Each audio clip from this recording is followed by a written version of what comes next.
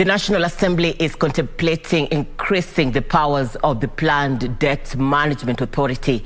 Legislators want to empower the authority to conduct feasibility studies for projects to be funded by loans.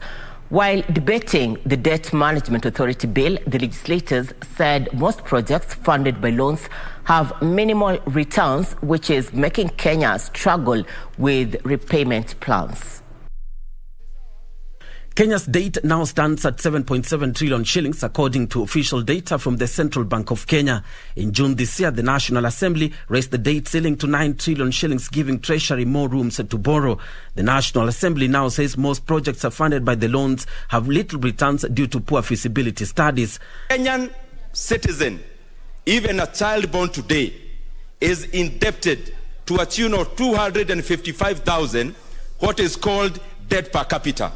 Every Kenyan, Mr. Speaker, is indebted, let me repeat, to a tune of 255,000. The National Parliament is now calling for complete independence of Debt Management Authority.